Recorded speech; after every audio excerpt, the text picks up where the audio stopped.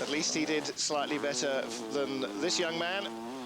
Superb aerodynamic setup, but I'm afraid the wings proving to be a little too wide, making handling somewhat suspect. Stefan Roma, the Red Baron. And you can see how well they help the bike cope with the downward slope as well.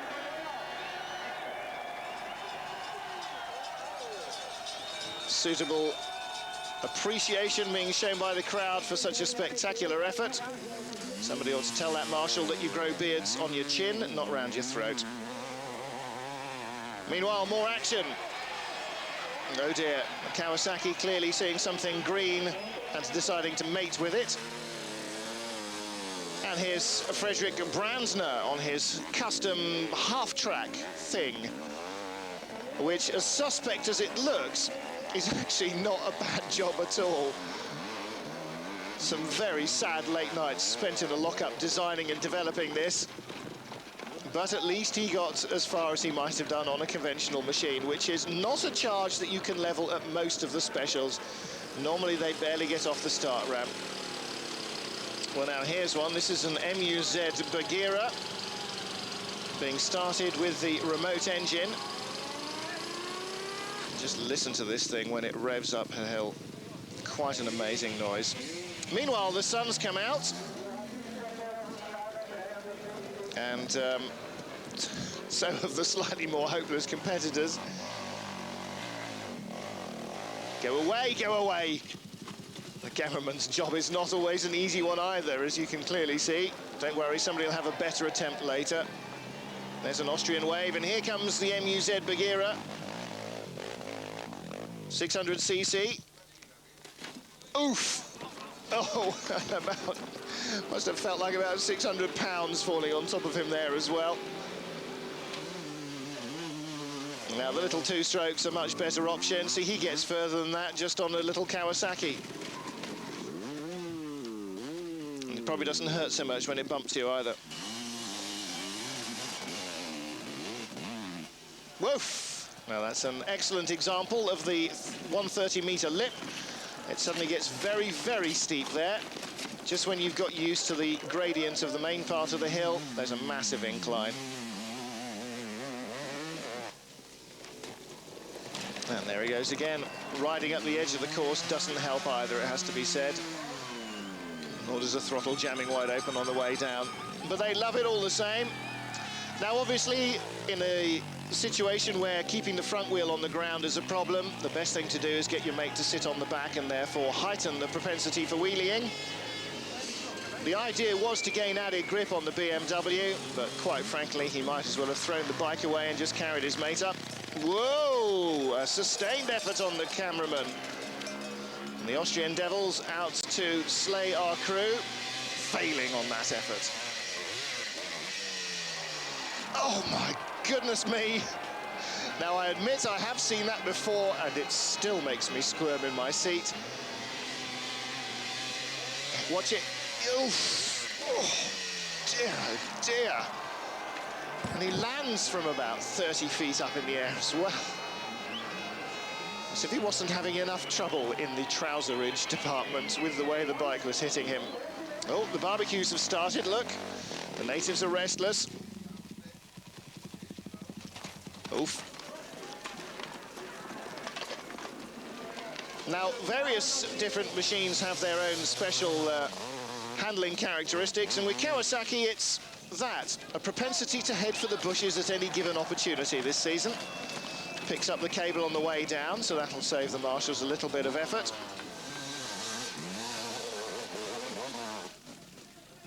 And another one. Now, he really should have let go of that earlier, and then it wouldn't have hurt his leg. Christian Staudigl, look out, here it comes. Well, that was his KTM making a bid there for the most spectacular crash of the day. And I think, as we see the replay here, it might well be awarded to him. Up it goes.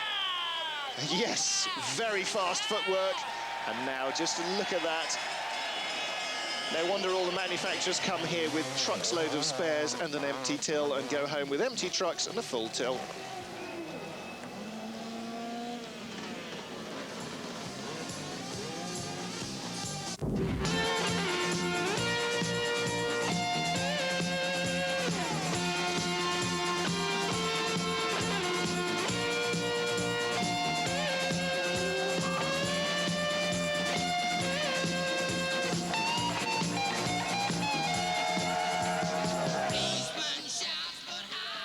Well, I'm sure to the locals of Rachau, the longest night on Saturday seems like a wild affair, but believe me, the campsites at Silverstone at the British Grand Prix make it pale into insignificance. Still, at least they have early morning milk from the cow. Look, here's a bit of greenery.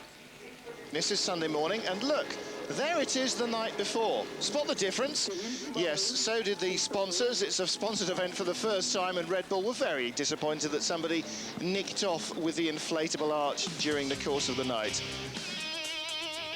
Of course, it'll be very easy to put up in your bedroom without anybody noticing.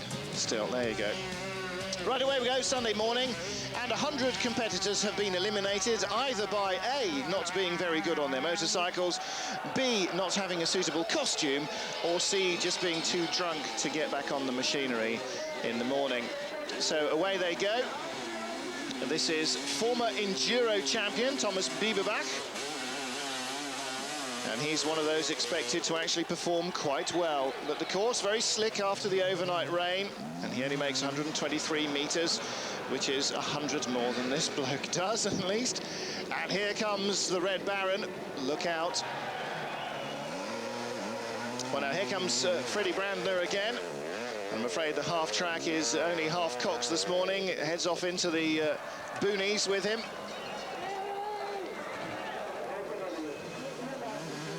Here's a different approach. Just getting spat straight off. That really is the classic style here at Rachau, and gets the appreciation it truly deserves. Now, here's something we haven't seen before, a trials bike. They're used to climbing up sheer surfaces and sheer walls. Of course, they're not normally this slippery, and traction is proving a problem. Not as much of a problem, I would have thought, as putting your foot down and keeping the throttle wide open turned out to be.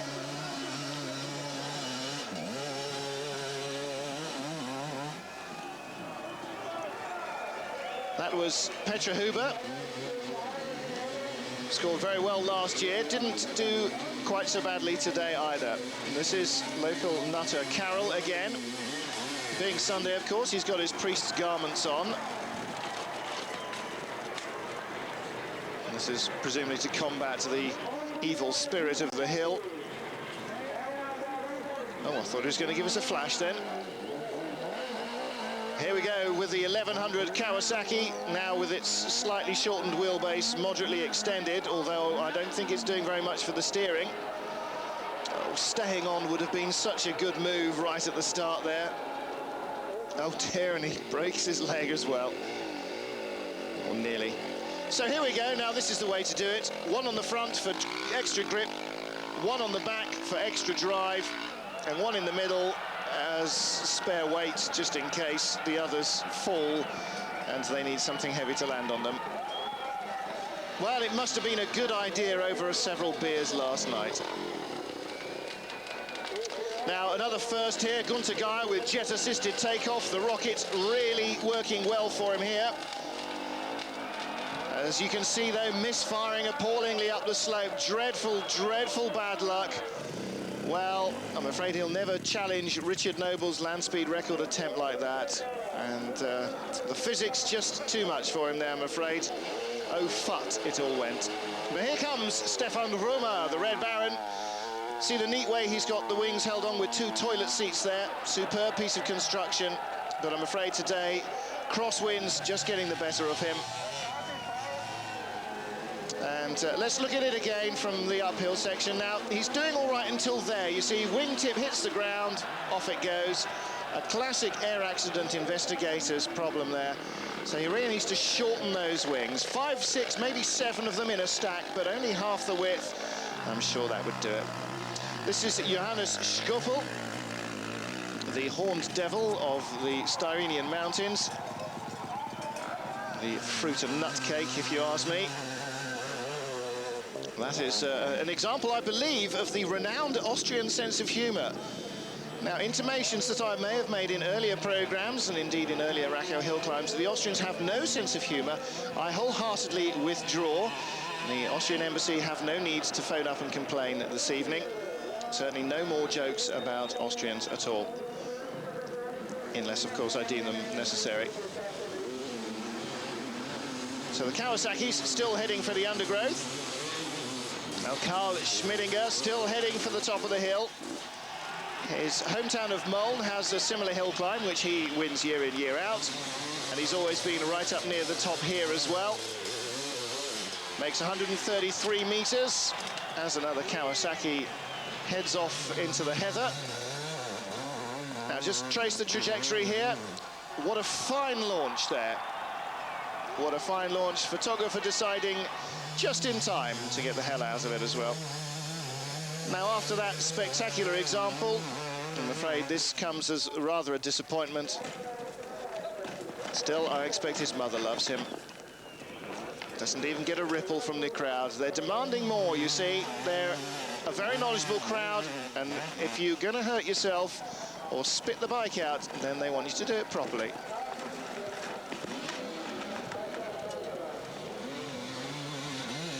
So, a half-hearted effort. Oh dear, let go, let go, let go! Yes, it will snap your arms if you let them go backwards like that. Manfred Kainz then, the record holder. Honda, he's riding with a Yamaha flag. Slightly confused man, clearly. Yes, he's Austrian. But he doesn't do too well, I'm afraid. Nowhere close to Schmidinger's distance. And here we go with Fredrik Brandsner again, the half-track, half-cut, half-baked. Oh dear, and only half the number of revs he really needs. That's it, change down a gear, give it a big bootful, and stay away from the banners. No, that wasn't very good. No cheers for him. But plenty of cheers there from his engine builder, because that'll need to go back for straightening once it seizes for itself.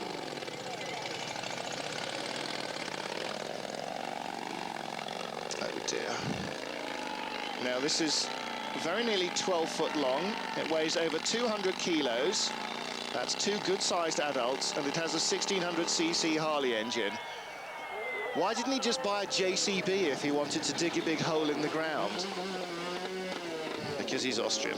Anyway, here we go then with the king of the fetish wear.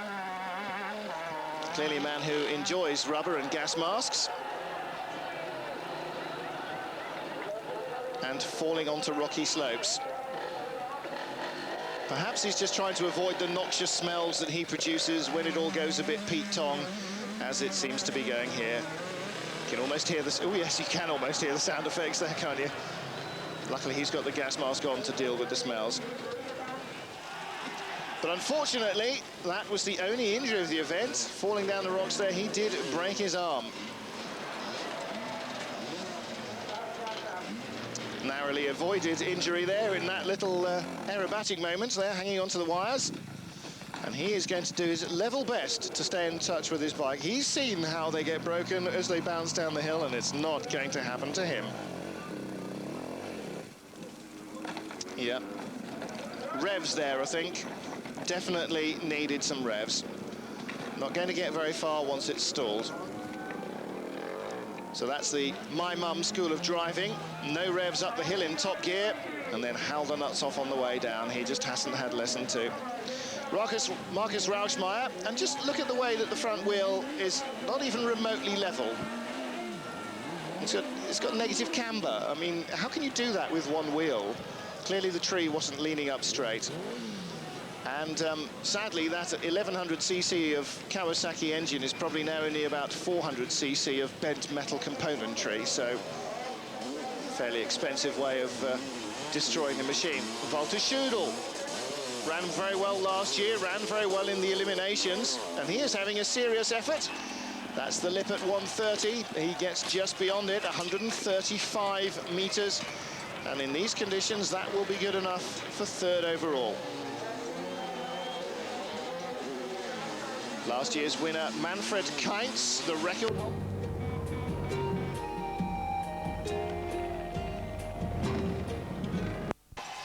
and that will have to stand as his best run. That's 136.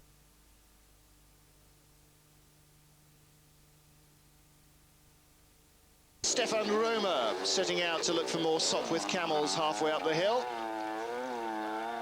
Oh dear, again it's the wing width. Handled it that time, but oh no, dreadful tail snap.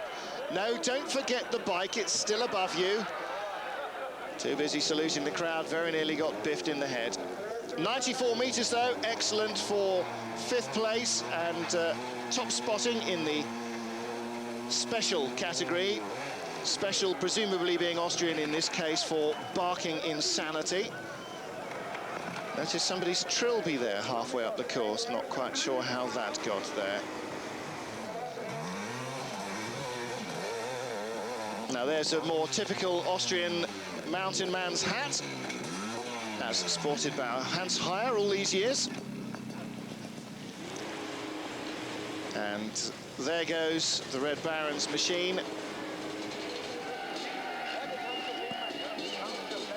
Now, it's not often you find a helmet that's such a good fit there. You see he's managed to get one that goes on over his antlers and fits him perfectly. And the nice fluffy carpet on it as well, particularly attractive, and it must be marvellously easy to keep clean, that machine, I would have thought. Now, there was a sensible effort.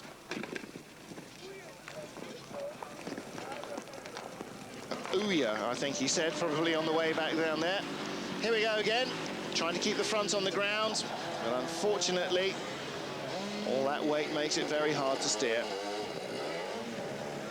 Peter Ziffer-Dunsinghoever, just when everybody thought it was all done and dusted, came along to reshuffle the order. 141.23 metres. So he wins it. And for the 3rd year of the Rachau hill climb, an Austrian wins the event. Next year, the event will change. The organisers hope to encourage the specials and the costumes by offering more and more money for the barking mad.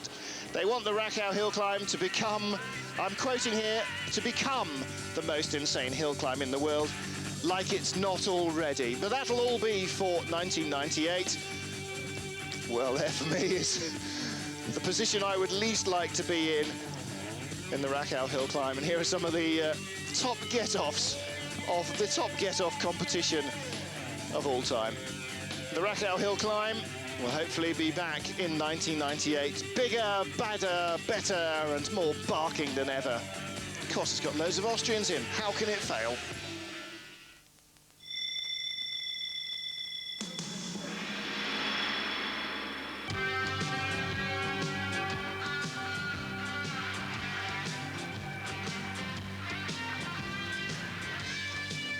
Well, I look forward to next month's Offroad magazine, and we'll be covering in depth the 12-hour enduro from Croatia.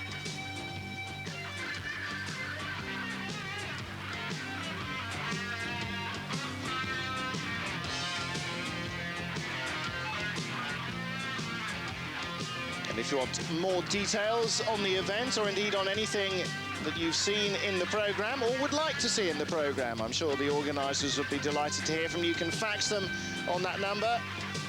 International access code +49 for Germany, 05231 33984. Well, that's it for this month. We'll see you next time out. Bye.